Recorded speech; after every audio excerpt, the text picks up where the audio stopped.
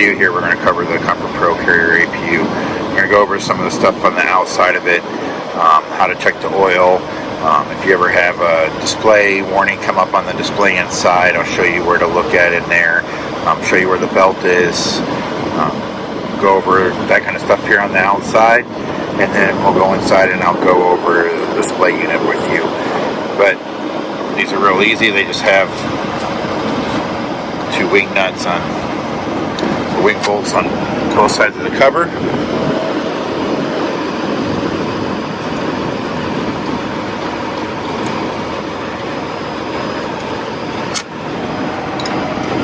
Just pulls right off.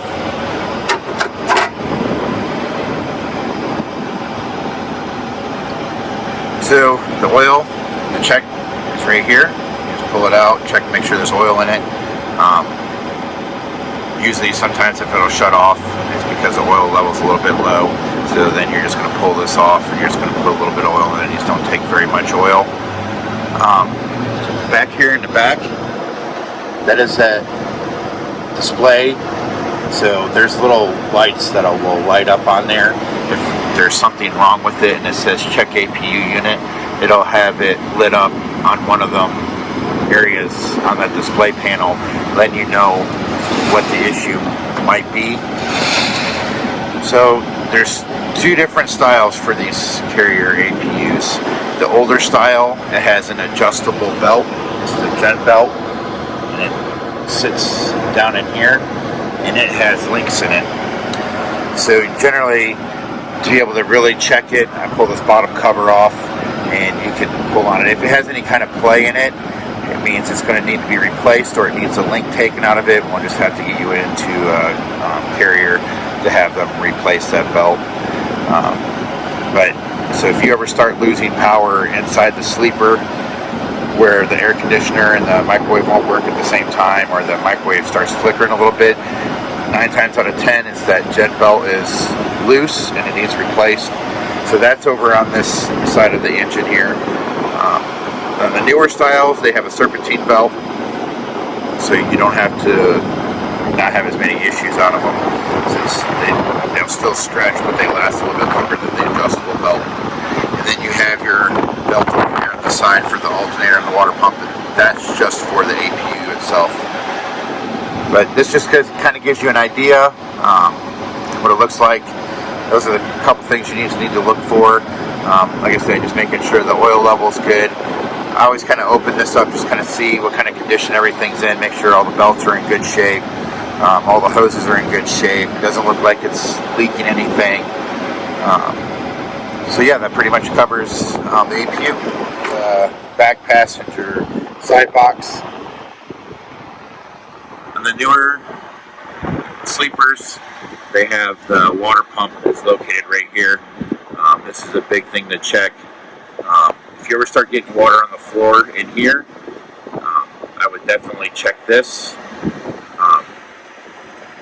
And if it ever quits working, this is where it's located at. And this is basically just a typical RV water pump.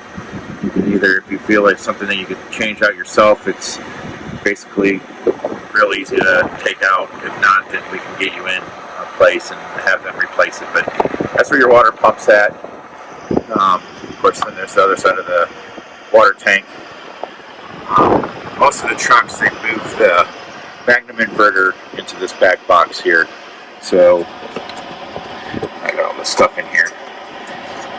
This is where the fuses are here, if you ever need to reset. I don't keep anything else in this box. I keep the extension cord in here for when I want to plug it in for short power, and that's it. I don't put anything else in there, just to keep stuff away so the inverter can breathe and everything else can get air moving around it. So I don't shove too much in here because there's a lot of wires and hoses in here.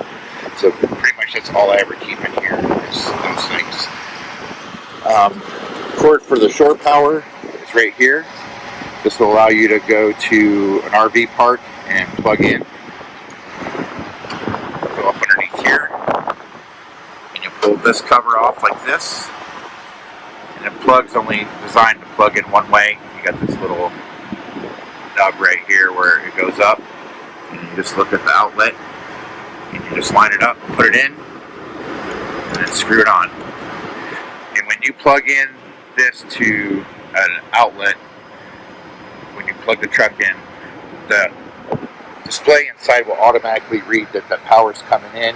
You won't have to do anything. It'll say shore power on the display, and that's all you'll have to do at that point. And then just unplug it when you're ready to go.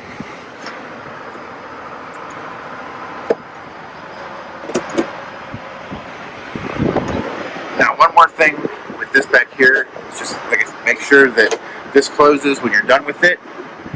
You do have an outlet here on the outside of the sleeper. This is a GFI outlet. If you have an issue with outlets that quit working inside, always check this to make sure that it isn't tripped and reset it. Okay, next we're going to cover the drain cord for the tank, for the gray tank, for the sink. This is the pull cord for it. I always try to leave these cracked open just a little bit.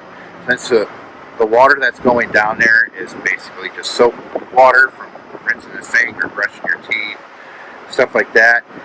It's not a big deal to leave it open. So I just leave it cracked a little bit. That way that water's not sitting inside there and it doesn't get all stagnant and smelling and everything. You don't get that odor inside. So I always leave it cracked open a little bit. I've tried all kinds of stuff to spray on this to keep it looped up to where it opens and closes. It's not the easiest spot to get to where, see if I can get down here and I can show you where it's at. So that's the drain valve right there. It's not in the best of places to get to, so trying to spray any kind of lubricant so it opens and closes is not the easiest to do. Plus, it's right underneath the truck. It gets all of everything off the road gets in it. So, like I said, I always just kind of leave it cracked open a little bit. That way it's constantly draining out. You don't have nothing sitting in the tank. But just so you know, that's where that's located. Alright, to finish off the rest of this box here, this is your heat and AC unit for the sleeper when the truck is running down the road. And I'll go over the controls in there and show you which controls go to it. There is coolant that comes up into here for the heater core, so you have heat. So when the truck's running, this has a separate heater core for the back, and then it has a separate AC condenser for the back, so the back has AC. So if you generally like to have it cold while you're sleeping, and the person that's driving likes it warm, you can adjust the temperature two different ways. That way each person can have the temperature the way they want. But underneath of this cover here, there is a valve where the coolant lines come into before it goes into the heater core, and it's got a sensor on it to open and close that valve to allow coolant to flow through the heater core. If you ever start noticing coolant on the floor in here, and not water but coolant, and it'll be whatever the coolant is, the color that's in the truck, that plastic valve that's in there is probably the cause of where that coolant's coming from. So as soon as you know that you're noticing coolant on the floor underneath in this cabinet here, let me know and we'll get you in someplace to get that valve replaced before it turns into an issue and we start losing large amounts of coolant on the floor and you're having to put gallons and gallons of coolant inside the truck.